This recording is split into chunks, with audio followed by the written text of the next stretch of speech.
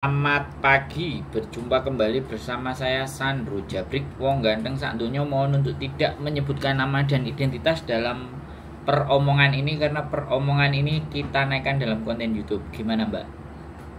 Ini aku kan ini kan status saya tuh kan nggak tahu di interminute atau di notice, tapi sayangnya tuh dikasih waktu sampai bulan depan tanggal 19, tapi itu surat notice sama interminate-nya tuh belum dikasihin dari majikannya, Mas. Karena status saya itu tahu ketahuan utang bank itu loh, Mas. Oh, sampean ketahuan jadi pinjem bank terus tukang tagihnya ke rumah ngasih surat. Enggak, WA majikan gitu, Mas. Oh, kok dapat nomornya majikan? Iya kan, kalau mau itu kan mau pencarian kan harus ada nomor majikan gitu loh, Mas. Oh, pencairan. Itu, Pak. Iya, tapi kan pembayarannya tinggal 3 bulan lagi. Pas itu kan belum ada uang, jadi kan mau tutup lubang gali lubang lagi tuh udah nggak mau gitu loh, Mas. Jadi tuh ya udahlah gitu, udah pasrah gitu loh. Terus ketahuan majikan, tapi majikan ngasih waktu 1 bulan, bulan depan tanggal 19 baru dipulangin. Ya berarti sampean di interminate tapi one month notice bulan depan, tidak langsung iya. itu. Itu misalkan cari majikan lagi itu visanya bisa turun nggak ya, Mas? Kata majikan saya dia mau nulis rekod di imigrasi gitu loh, Mas. Kalau saya sekali lagi ya nggak bisa menebak imigrasi bagaimana catatan sampean sekali lagi di bank. Tapi saya pernah satu kali orang nggak bayar utang. Saya pernah memproses anak dari Indonesia ini. Dia nggak jujur dan nggak terus terang ke kita. Pokoknya dia proses baik-baik saja, visanya nggak turun. Saya dikomplain sama PT. Ternyata orang ini punya utang, Mas Bro. Nah kemudian tak telepon anaknya, Mbak, sampean memang punya utang gitu. Iya, kok nggak jujur gitu. Iya, terus akhirnya nggak jujur, ya udah mengecewakan majikan karena PT sama agent kan mengecewakan majikan. Jadi kalau sampean sekali lagi ya, ini balik lagi ya, namanya juga saya nggak bisa nyalain ya orang kalau utang.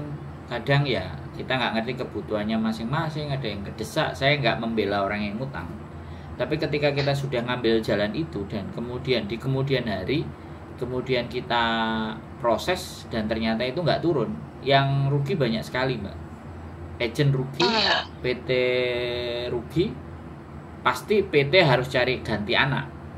Nah sedangkan ganti anak itu proses akan manjang lagi 2 bulan karena ketidakjujuran. Makanya kadang-kadang kita juga nggak ngerti ya, ada anak yang mau jujur ngomong saya punya utang, ada yang nggak. Tapi kalau ataupun nggak jujur, sama aja buang-buang waktu.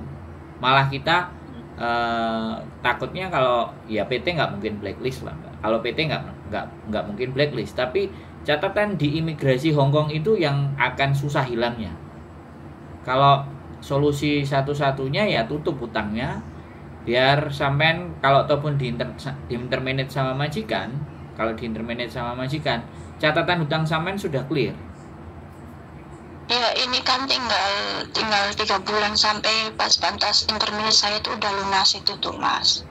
Tapi itu majikan tuh katanya ngomongnya gini, kamu nggak bisa kerja di Hong Kong lagi, kamu pulang ke Indonesia katanya gitu, ke negara lain, bilangnya kayak gitu loh, Mas. Ya intinya kalau sampean bisa tutup lunas selesai. Soalnya nggak cuman PMI aja ya. Ini sekali lagi orang Hong Kong sendiri punya hutang. Orang Hong Kong sendiri nih punya hutang yang jumlahnya banyak. Kemudian dia menikah sama orang Indonesia.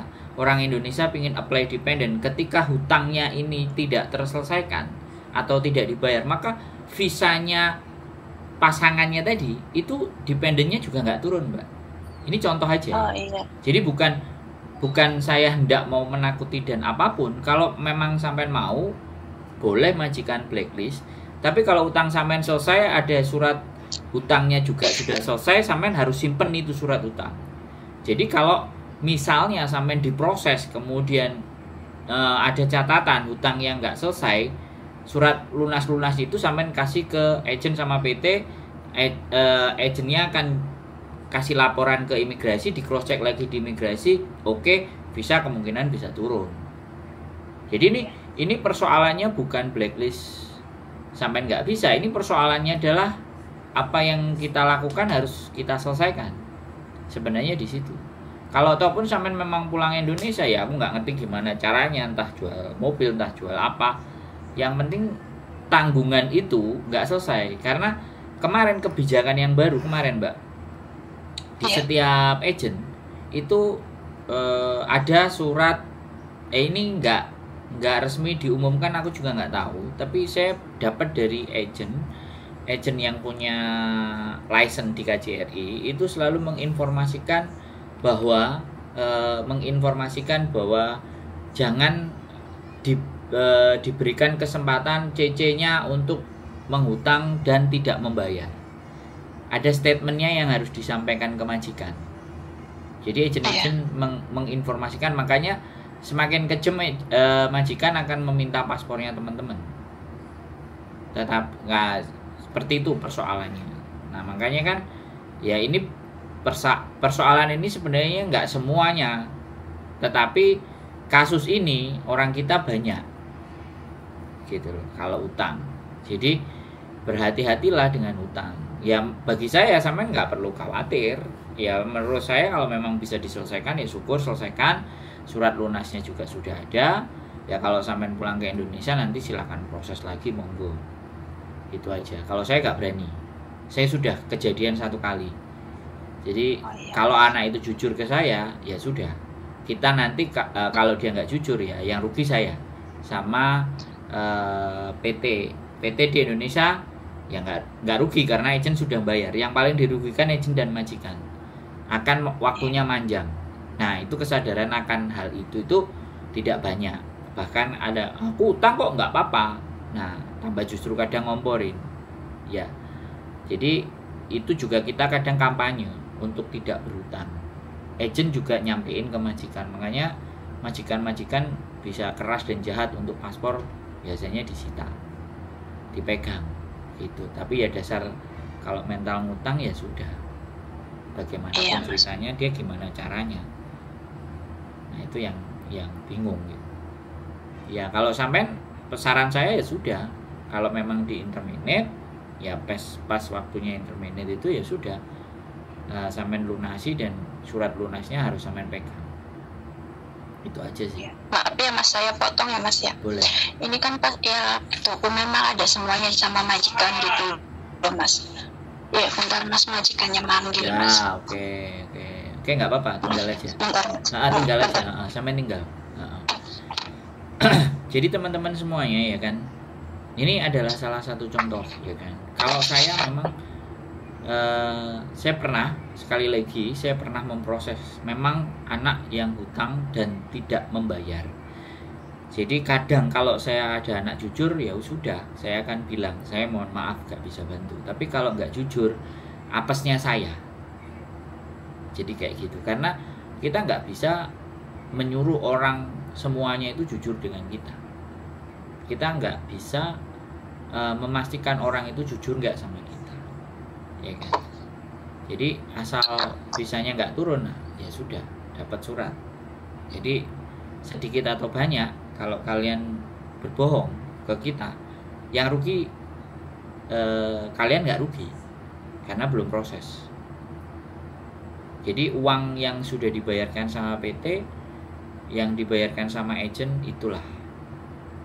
Ya pihak PT pasti akan ngamuk-ngamuk sama sampean. Tapi apapun pihak PT bagaimanapun ngamuk-ngamuknya, PT sudah terima dari agent. Agentnya yang mumet, agentnya yang tidak bisa dipercaya sama majikan. Karena benar-benar tidak memverifikasi. Makanya kadang-kadang mungkin ya agent mengkondisikan majikan untuk tanya ke sampean punya hutang apa enggak gitu. Memastikan catatan hutang dan enggak sebenarnya agensi itu bisa. Cuman kadang-kadang itu tidak menjadi program. dari agent. Agent tidak mencoba cari tahu, dia menanyain dan percaya, ya kan. Sedangkan agent adalah pihak yang paling dekat dengan majikan. Nah, itu fenomena yang terjadi. Halo? Iya, ya halo Mas. Iya, saya dengerin Mas. Iya, makanya saya tuh sekarang tuh ya udahlah mutusin pulang aja gitu, pindah negara lain dulu lah gitu, walaupun majikan udah bayar semuanya gitu, utang-utang gitu loh Mas, tapi takut akan karena majikan saya kan nulis rekod gitu, jadi takutnya bisanya nggak turun gitu loh Mas. Enggak, dokumen dan data dibawa majikan. Iya, semuanya dimajikan semuanya. Terus sudah dilunasi sama majikan? Iya, ini lagi dilunasi sama majikan, makanya sebelum keluar dari rumah majikan itu tuh harus udah beres gitu Mas. Berarti dilunasi sama majikan, tapi sampean nggak gajian? Aku gajian Mas, alhamdulillah itu dari tapi long itu dilunasi sama majikan? Dari uang long service. Oh, ada long service-nya sampean. Iya. Oh ya, majikan interminate kan, majikan interminate dan dia sampean di atas 5 tahun ya dapat long service. Iya. Berarti sampean ini majikannya baik. Baik banget Mas, baik banget. Ya kenapa? Sampean majikan baik sayanya yang salah gitu. Nah ya sudahlah, kita nggak bahas salah lah, wis ya udah, sampean sudah mengakui saya salah, wis aku nggak perlu memperpanjang. Ya mudah-mudahan surat yang dibikin sama majikan itu tetap sampean gunakan, makanya terminate kontraknya sampean pakai, terus surat keterangan lunas kalau majikan nggak ngasih sampean minta sendiri ke lembaganya, karena sampean yang utang dan yang lunasi majikan sampean tetap minta aja, jadi bukti bahwa sampean sudah melunasi utang sampean, biar nanti kalau proses lagi itu bisa dilampirin. Halo? Ya berarti ya Mas dengerin. Berarti misalkan pulang ke Indonesia, proses dari Indonesia lagi berarti potongan PT lagi gitu ya Mas ya? Ya pastinya sih seperti itu. Ya kalau sampean baru ya terhitung interminate, ya kita nggak ngerti PT bagaimana. Kalau istri saya nggak full. Cuman kita nggak ngerti ya apakah istri saya, tapi ya kembali lagi rekod sampean di imigrasi kan tetap sebenarnya bersih karena utangnya udah kebayar. Jadi informasi itu tidak sampai ke imigrasi gitu. Tapi majikan kan menulis. Iya Mas, majikan menulis. Nah tulisannya itu yang kita nggak tahu kan, karena belum dikasih sama saya belum tahu. Iya, belum dipegang. Makanya nanti sampean harus minta itu, ya kan? Iya. Nah kalau perlu pulang kan majikannya kan ngasihnya kalau aku mau terbang, mau diantar di bandara baru dikasih surat itu. Interminate sama gak apa-apa, tetap itu harus wajib sampean minta kopi-kopi semuanya. Jadi suatu saat sampean juga harus email kopi itu, gak apa-apa. Sudah sampean pegang, sampean juga bikin story sendiri, dan surat lunasnya yang dari bank itu sampean juga harus minta. Jadi sebelum pulang kalau ada libur tanya ke banknya lagi. Kalau majikan saya sudah lunasi tanggal berapa ngelunasinya karena saya yang utang. Walaupun majikan yang lunasi, boleh nggak saya minta surat bahwa saya memang sudah melunasi dan benar-benar sudah clear urusan hutangnya. Nah itu yang jadi senjatanya sampean untuk nyari rezeki di episode berikutnya. Bisa dipahami? Iya. Paham Mas, paham. Nah, jadi itu jangan sampai meleset gitu loh. Kalau sampai meleset, wah aku nggak ngerti gitu loh Mbak, ya kan? Makanya kita persiapan ya.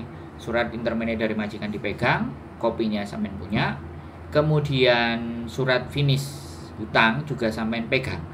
Jadi kalau majikan melaporkan sampean bahwa anak ini ngutang-utang, sampean di rumah tinggal scan, sampean juga email ke imigrasi Hong Kong. Artinya majikan melaporkan sampean tukang utang, tapi sampean memberikan laporan ke imigrasi hutangnya sudah lunas. Nah, jadinya di imigrasi rekodnya majikan dan rekodnya sampean sudah jelas, sudah selesai. Ya benar nggak salah majikan, tapi ketika dia bilang bahwa jangan ngambil ini loh, sampean lunas. Paham nggak maksud saya? Paham Mas, paham. Sampean ngutang, majikan ngasih cerita yang nggak bagus, tapi sampean email surat utangnya lunas. Berarti imigrasi impas gitu loh. Jadi kemungkinan sampean untuk bisa diproses lagi nggak ada masalah. Sampean harus ngirim, jangan nggak ngirim. Walaupun sampean nyampe Indonesia, di scan, kirim by email. Kalau mau sampean kirim by surat, boleh by surat kopi atau aslinya atau kopinya itu nggak ada masalah. Yang penting aslinya sampean tetap pegang.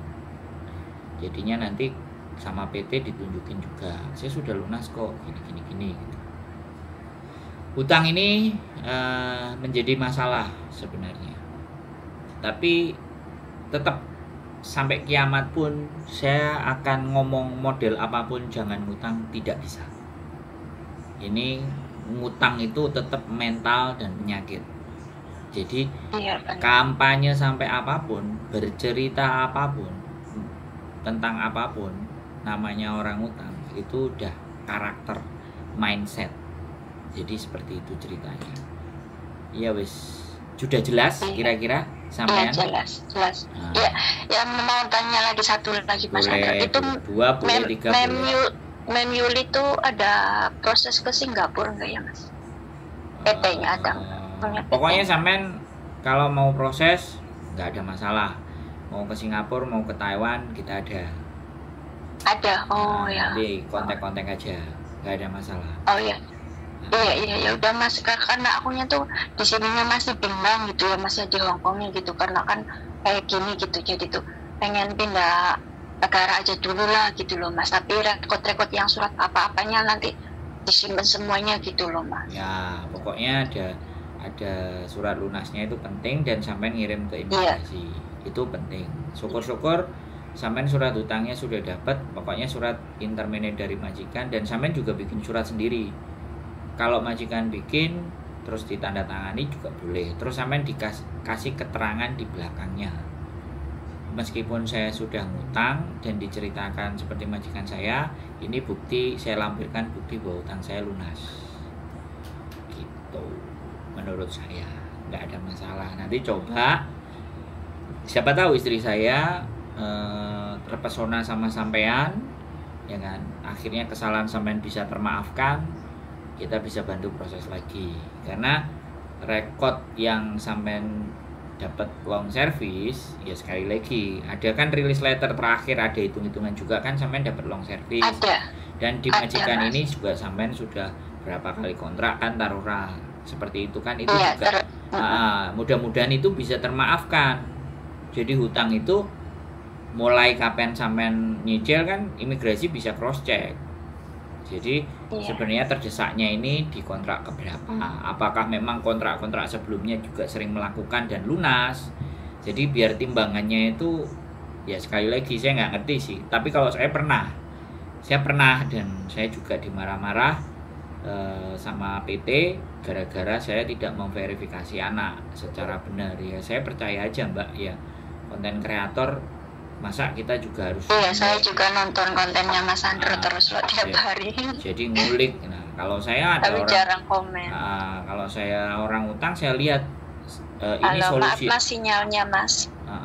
Halo, udah dengar saya ngomong? Iya. Sudah dengar saya ngomong? Iya, dengar Mas, dengar. Kalau saya lebih ke solusi, karena bahas kesalahan itu. Dengar Mas, dengar. Bahas kesalahan itu tidak ada habisnya, apalagi marah-marah atau maki-maki orang yang salah, nggak bisa. Itu bukan teknik saya. Teknik saya ya menyampaikan bahwa masih adakah kesempatan nggak bagi orang-orang yang, ya namanya juga masa lalu nggak perlu dipikirin, yang dipikirin kan ke depan. Udah kejadian seperti ini, solusinya bagaimana? Kan begitu, itu kalau saya. Iya. Ya nggak apa-apa, ya semuanya kembali ke rezekinya sampean. Gitu. Iya. Wes, ada lagi yang mau ditanyakan, kira-kira 2-3 pertanyaan tak jawab kalau saya bisa. Ya enggak, nanti saya kontakkan lagi. Udah cukup nanti ya. Udah cukup jelas ya. Udah itu aja Mas. Makasih ya Mas Andro. Nanti saya tetap semangat ya. Kabarin Miss Yulinya. Oke, siap. Proses. Semangat. Iya Mas, makasih. Assalamualaikum, semangat. Assalamualaikum warahmatullahi wabarakatuh.